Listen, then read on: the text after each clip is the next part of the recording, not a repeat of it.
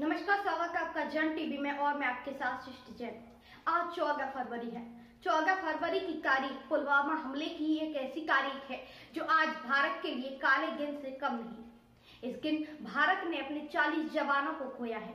14 फरवरी का दिन भले ही कई लोगों के लिए वैलेंटाइंस डे सेलिब्रेट करने का दिन हो, लेकिन देश के इतिहास में ये दिन जम्मू कश्मीर की सबसे दुखद घटना की याद दिलाता है।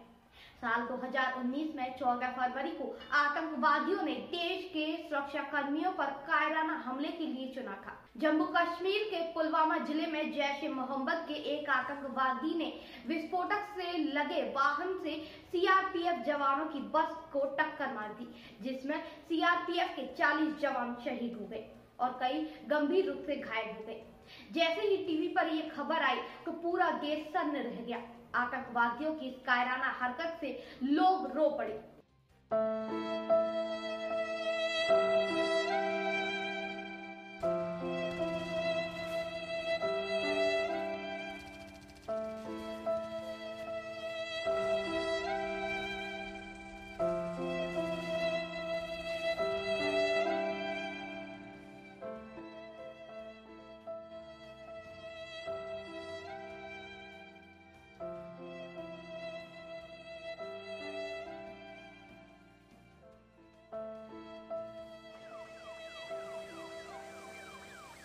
पुलवामा हमले में शहीद हुए जवानों की बरसी है।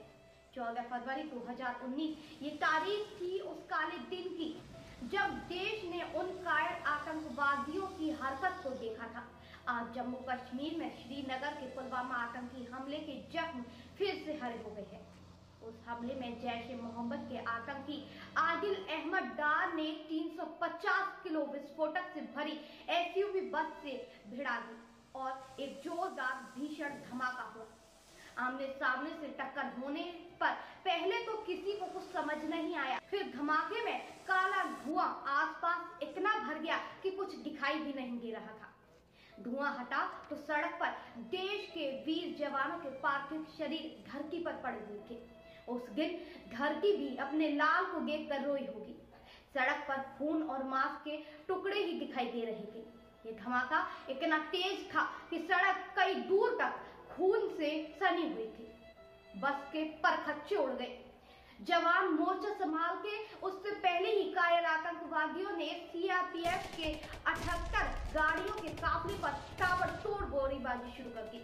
जवानों ने इन गोलीबारियों का मुंह तोड़ जवाब दिया और जवाबी कार्यवाही की, जिससे आतंकी भाग खड़े हुए। इस हमले में सीआरपीएफ के 40 जवान शहीद हो गए और कई घायल हो गए। आतंकी आदिल अहमद डार ने यह हमला उस समय किया था जब सीआरपीएफ का काफिला अगर जम्मू हाईवे से गुजर रहा था। पूरे काफिले में 78 गाड़ियां थी, जिसमें 2547 जवान थे। इस हमले में आतंकी आदिल अहमद डार की भी मौत हो गई थी।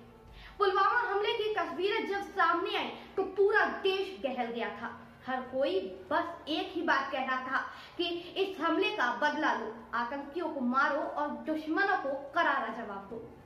भारतीय सेना ने देशवासियों को भरोसा दिलाया कि वो जब तक वीर जवानों की शहादत का बदला नहीं लेंगे तब तक शांत नहीं बैठेंगे, लेकिन तारीख और वक्त वो खुद तय करेंगे। ऐसा हुआ भी। इस हमले के 12 दिन बाद भारत ने ईंट का जवाब पत्थर से दिया।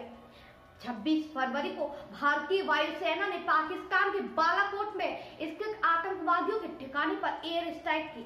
26 फरवरी की रात पाकिस्तान में घुसकर के आतंकी ठिकानों पर भारतीय वायुसेना ने जमकर बम बरसाए और उन्हें ध्वस्त कर दिया, जिसमें 350 से ज्यादा आतंकी मारे भी गए।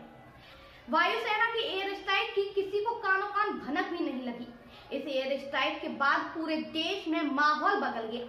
हर किसी की जुबान पर एयर स्ट्राइक का जिक्र और वायुसेना की बहादुरी के चर्चे थे। इसके साथ ही मौजूदा मोदी सरकार के भी काफी चर्चे थे। मोदी ने दुश्मन को करारा जवाब देते हुए जो संदेश दिया कि भारत अब और नहीं सहेगा, वो गौरवान्वित था। भारत पहले दिन से ही ये जानता था कि इसके पीछे पाकिस्तान की साजिश है, लेकिन पाकिस्तान इसे मानने से इनकार करता रहा। पुलवामा हमले में 6 दिन बाद 20 फरवरी को इसकी जांच एनआईए को सौंपी गई। करीब 1.5 साल बाद एनआईए ने 13,500 पन्नों की एक चार्जशीट दाखिल की, जिसमें आतंकी संगठन जैश ए मोहम्मद और उसके सरगना मसूद अजहर को मास्टरमाइंड बताया था। एनआईए की चार्जशीट में अजहर समेत 19 लोगों को आरोपी बनाया गया था। उनमें से 6 मारे जा चुके हैं, जबकि 7 गिरफ्तार किए जा चुके हैं। 3 आतंकी अभी पाकिस्तान में हैं और 3 फरार हैं। बता दें, कश्मीर में 30 साल से जारी आतंकवाद के दौर में ये सबसे बड़ा हमला माना जा रहा है। पुलवामा हमले में शहीद हुए 40 जवानों को जन टीवी श्रद्धांजलि अर्पित करता है। अब तक के लिए बस इतना ही। आप देखते रहिए जन टीवी।